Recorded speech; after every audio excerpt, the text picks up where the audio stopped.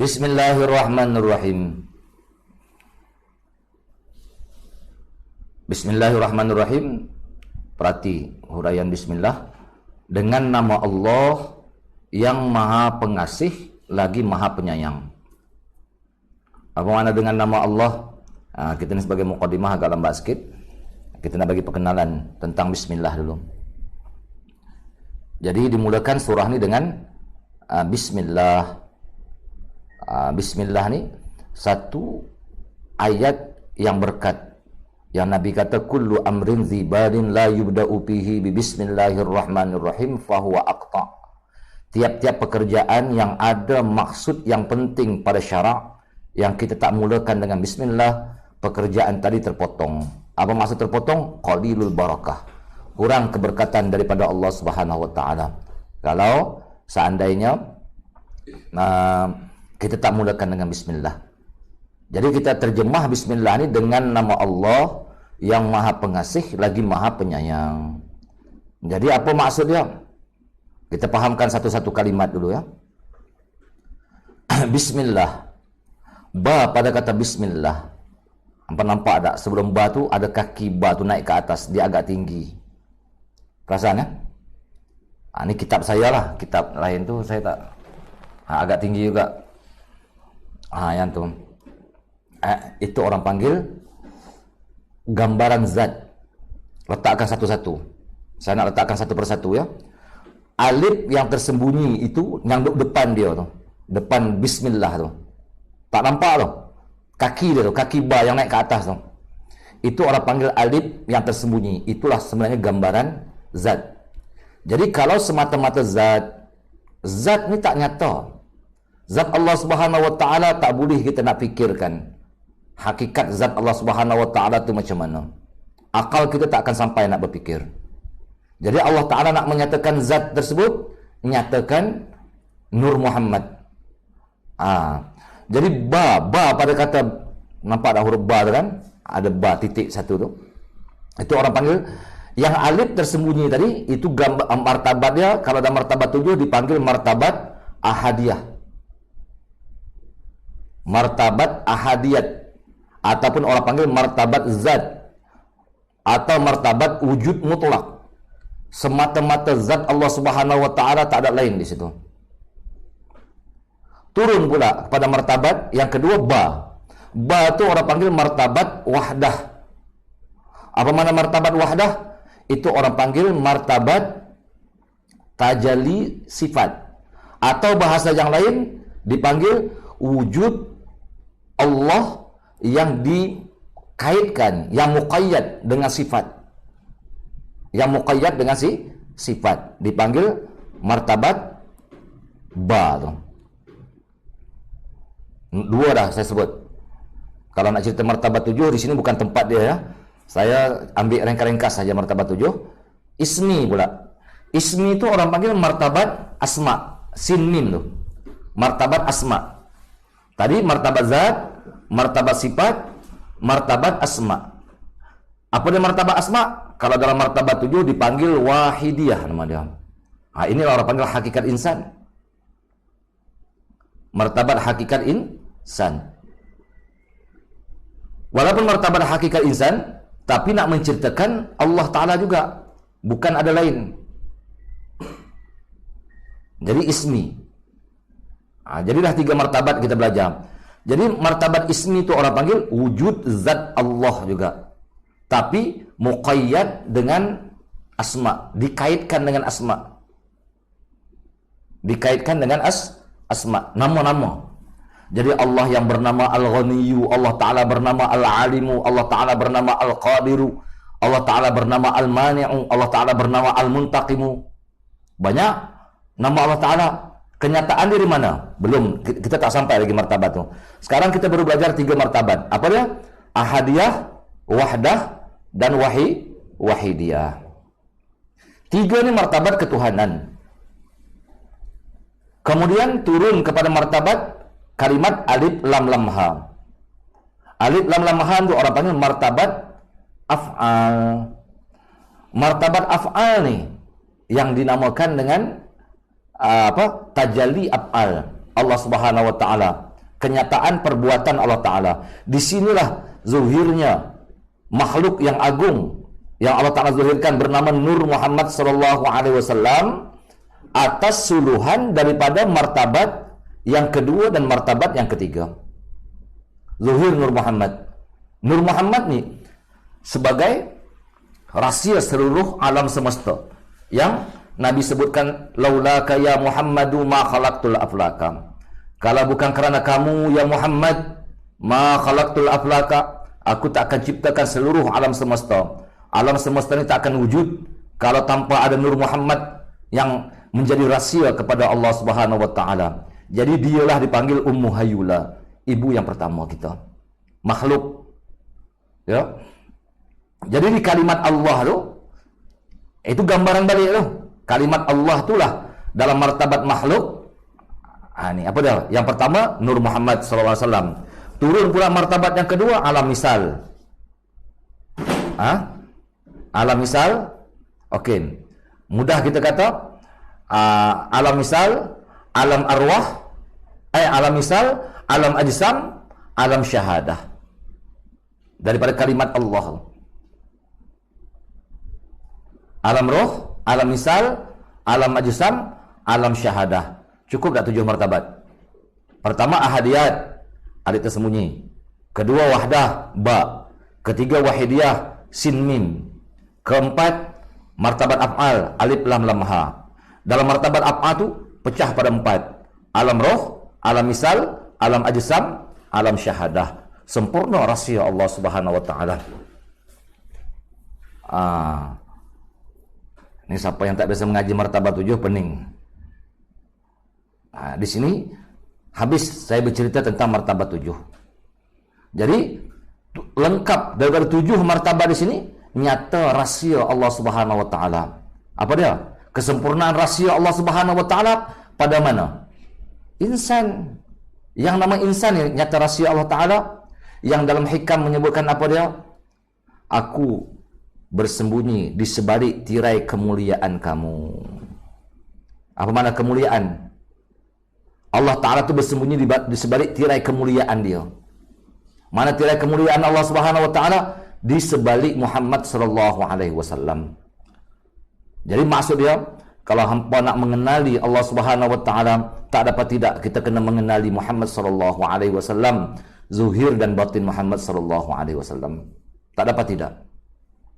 Baru dipanggil kita ni sampai kepada Allah. Okey, di kalimat Allah ada berapa huruf tu? Zuhir kita nampak 4 huruf. Alif, lam, lam, ha.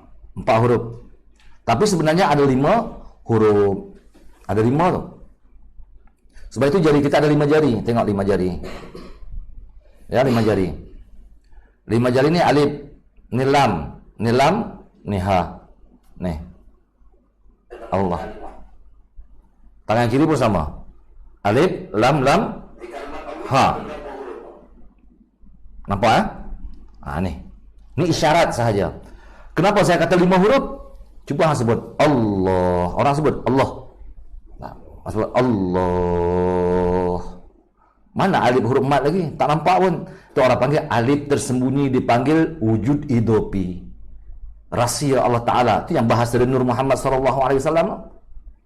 Yang meliputi di ha tu. Yang meliputi di ha. Kalimat Allah tu bermakna yang di luar, yang bulat tu, itu orang panggil al-haq, yang di dalam tu orang panggil makhluk. Atau yang di luar tu orang panggil makhluk, yang di dalam tu orang panggil al-haq, Allah Ta'ala. Jadi kalau kita sebutkan Allah, dia ada alif tersembunyi, tak nampak. Jadi maksud dia, Nur Muhammad tu jangan hampa cari, hampa takkan jumpa Nur Muhammad. Kita percaya sahaja. Ya, kita percaya Nur Muhammad tu ibarat biji benih. Bila kita nak tanam pokok, tanam biji remutan, naiklah batang dia, ranting, dahan, daun, apa semua. Hakikat dia, batang tu bukan biji durian, tapi tak lain daripada kenyataan wujudnya biji durian. Mana batang kalau tak ada biji durian? Dahan durian, dahan remutan tadi, dia bukan biji remutan, tapi dahan tu masih orang kata ni dahan apa? Dahan remutan. Sebab apa? Sebab biji dia remutan. Tapi adakah dahan tu biji remutan? Dahan tu bukan biji remutan. Tapi nisbah dia ada tak kepada biji remutan? Nisbah dia ada kepada biji remutan. Begitulah kita kiaskan rahsia Allah Subhanahu wa taala turun kepada insan. Itu bahasan bismillah. Jadi bermakna lengkap dah. Di bismillah ni seluruh alam semesta, penceritaan Allah, penceritaan makhluk tak akan dapat dipisahkan. Allah tak akan dapat dipisahkan daripada makhluk. Makhluk sebagai bayang-bayang bagi wujudnya Allah. Jadi kalau bayang-bayang itu kenyataan bagi wujudnya Tuhan bagi bayang. Penceritaan sahaja. Kan? Jangan kita perasan aku hebat, aku kaya, aku pandai, aku kuat, aku semua ni. Ananiyah orang panggil. Ana, akulah bahasa, kalau bahasa terjemah bahasa Melayu. Kita ni bukan ada apa. Kita ni dihidupkan oleh Allah Ta'ala. Kita ni diberi tenaga oleh Allah Ta'ala. Kita ni diperkehendakkan oleh Allah Ta'ala. Kita ni diperilmukan oleh Allah Ta'ala.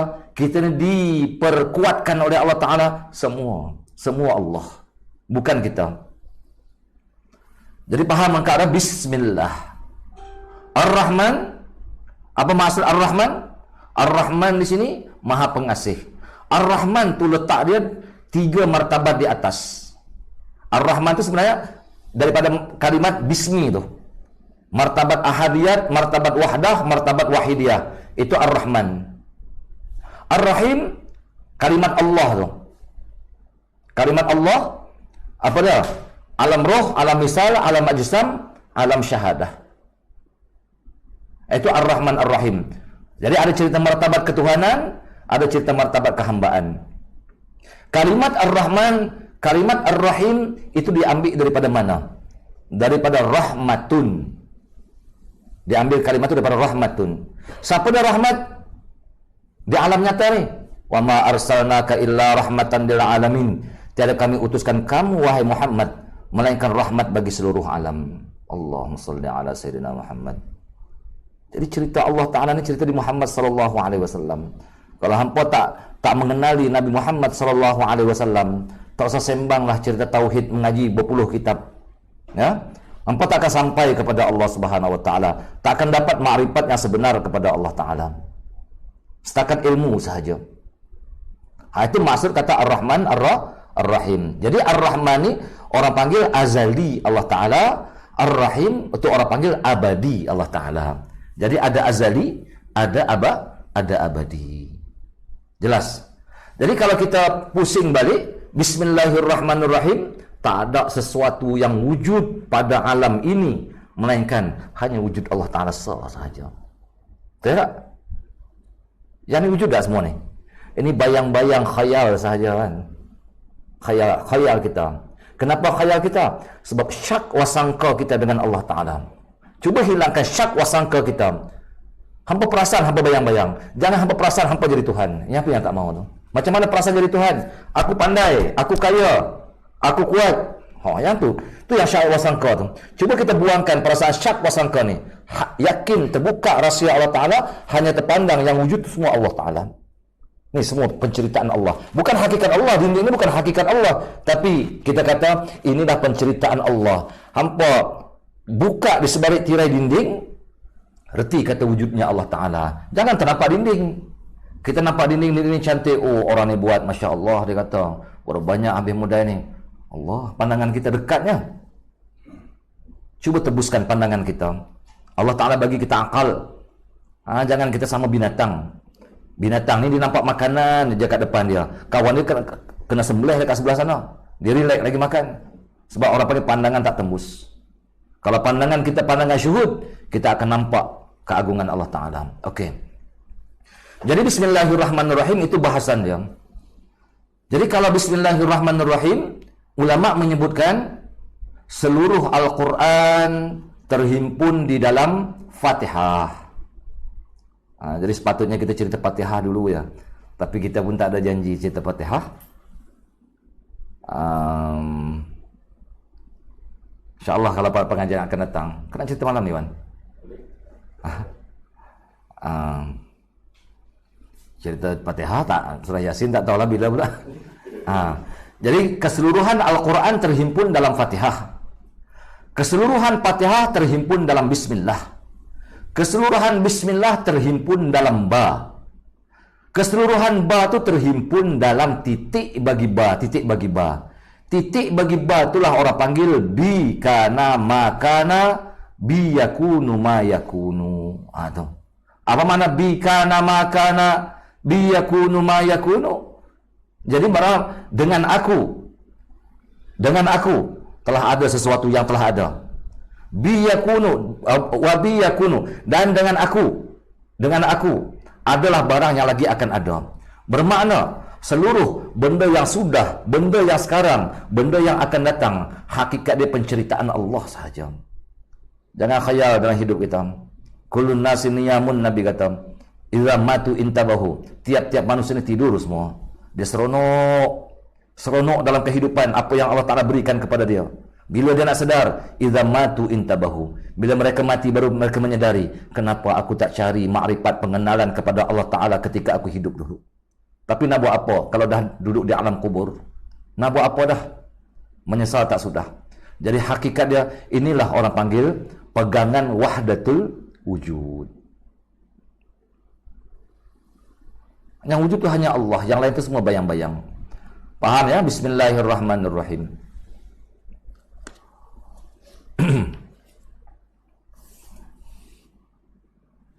Fatihah dulu kot ya. Kita Fatihah lah dulu lah. Sebab kita tak ada rancang, tapi saya ingat sesuainya Fatihah dulu lah. Hari-hari kita sembahyang baca Fatihah ya. Saya terangkan Fatihah.